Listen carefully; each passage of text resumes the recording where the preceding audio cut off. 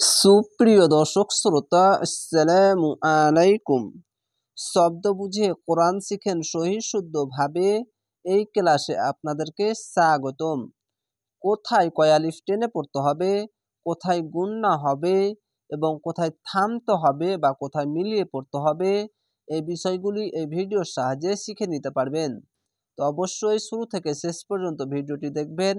ইনশাআল্লাহ অনেক দ্রুত রিডিং পড়তে পারবেন এবং কোরআন শব্দ বুঝে শিখে নিতে পারবেন। আউযু বিল্লাহি মিনাশ শাইতানির রাজিম। বিসমিল্লাহির রহমানির রহিম। রব্বানা,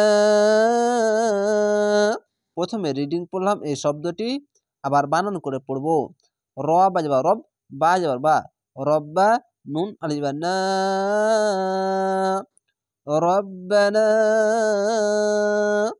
এখানে চিকন চিহ্ন মাদ্দে আরজি 3 আলিফ টেনে পড়বেন।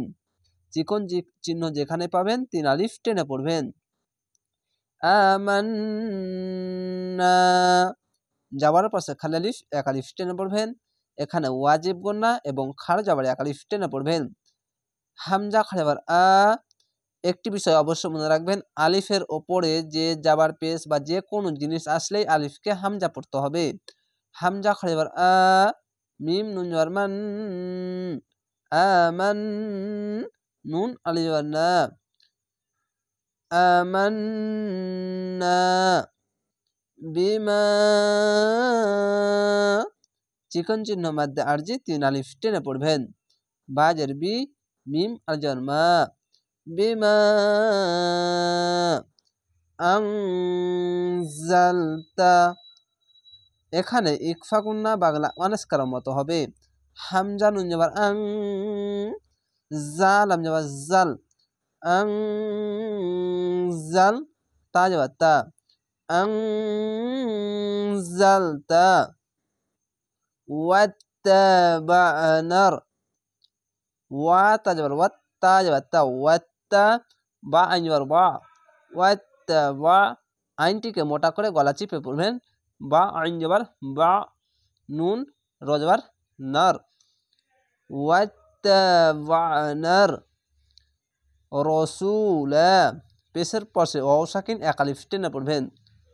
র যাবার র, সিন ও পেশ সু, র সু, লাম যাবার লা, রসুলা।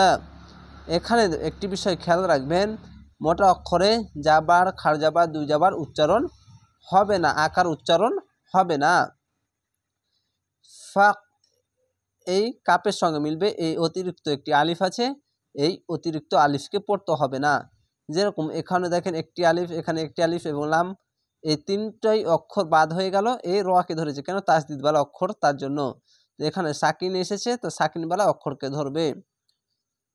ফাকতুবনা, যাওয়ার পাশে খালি আলিফ 1 আলিফ টেনে পড়বেন। এখানে কলকলা, কলকলা ধাক্কা মেরে নিচে সাউন্ড আসবে। ফা কাবজর ফাক, তা বাপেস তুব, ফাকতুব, নুন আলজাবার না, ফাকতুবনা।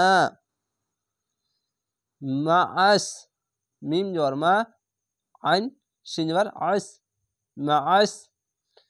সাহিদিনা, এখানে থামতে হবে, আয়াত আছে, তার জন্য শেষ অক্ষরকে সাকিন দিয়ে দিবেন, দিয়ে 3 আলিফ টেনে পড়বেন। কেন, জেরের পাশে ইয়া সাকিন 1 আলিফ টেনে পড়তে হয় এবং শেষ অক্ষর সাকিন দিলে 1 2 3 3টি অক্ষর 3 আলিফ টেনে পড়বেন, মাদ্দে আরজি হবে।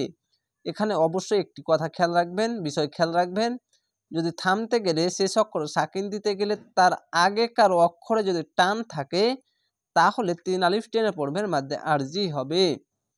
সিন খাড়িবার শা, খাড়ি যাবার 1 আলিফ টেনে পড়বেন। হাজের হি, শাহি, দাল ইয়ে দি, নুন যাবার না, শাহিদিনা, শাহিদিন। থামতে গেলে এইভাবে থেমে যাবেন।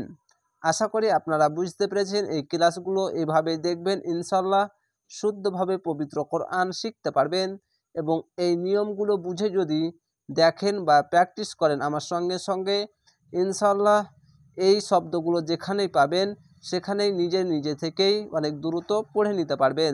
তো অবশ্যই চ্যানেলটিকে সাবস্ক্রাইব করে রাখবেন পরবর্তী ভিডিও দেখার জন্য। ভালো থাকেন, সুস্থ থাকেন। আসসালামু আলাইকুম।